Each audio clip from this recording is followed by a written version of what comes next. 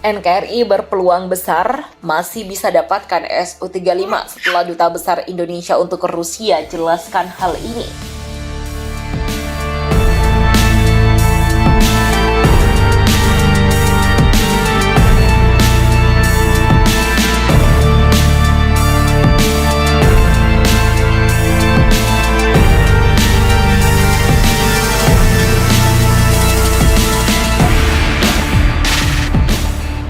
Indonesia berpeluang besar masih bisa mendapatkan jet tempur ternama Rusia, Su-35. Sebelumnya Duta Besar Indonesia untuk Rusia, Jose Tavares, menjelaskan soal kontrak pembelian Su-35 Indonesia. Kontrak pembelian Su-35 Rusia akan tetap berlaku. Jakarta tak memiliki rencana untuk membatalkan, kata Duta Besar Indonesia untuk Rusia, Jose Tavares, dalam sebuah wawancara dengan TASS yang dikutip TASS.com pada 22 Oktober 2022.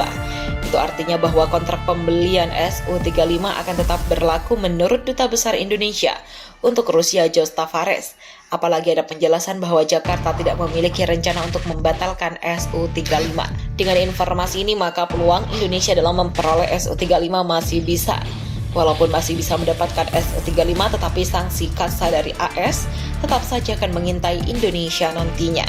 Melansir dari Janus.com pada 23 Desember 2021 lalu menjelaskan jika pembatalan akuisisi Su-35 Indonesia diduga adanya sanksi kassa dari Amerika Serikat. Jika benar adanya, ancaman sanksi kassa tersebut membuat kesepakatan senilai 1,14 miliar dolar untuk 11 unit Su-35 yang telah disepakati sementara batal semua.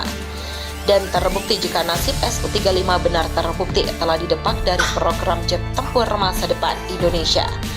Apalagi ada informasi tambahan bahwa Su-35 secara bertahap menutup jalur produksinya. Harapan terakhir Rusia adalah keinginan Iran untuk membeli Su-35. Bahkan jika kesepakatan ini terjadi, Su-35 secara bertahap menutup jalur produksinya, tulis Bulgarianmilitary.com pada 15 September 2023. Dari adanya penjelasan ini, maka bisa saja Su-35 secara bertahap menutup jalur produksinya nantinya.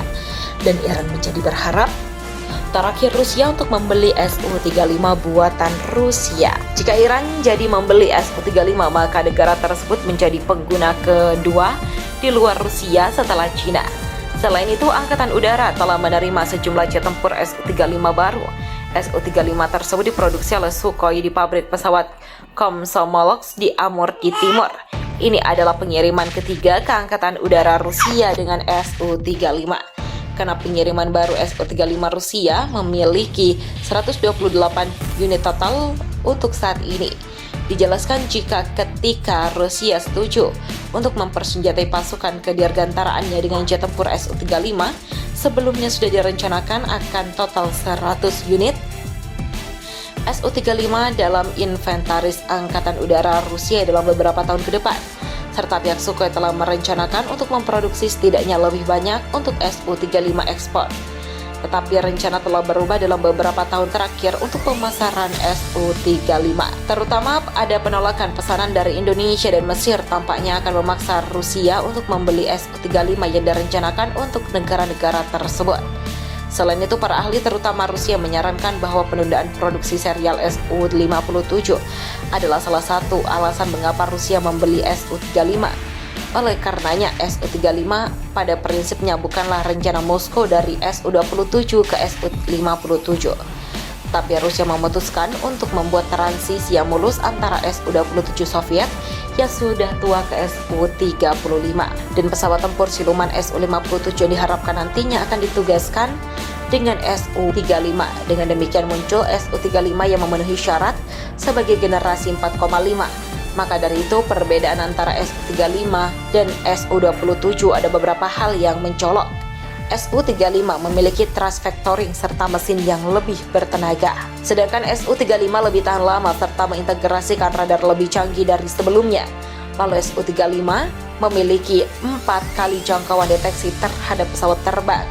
Dengan penjelasan ini membuat Su-35 lebih diunggulkan soal misi superioritas udara.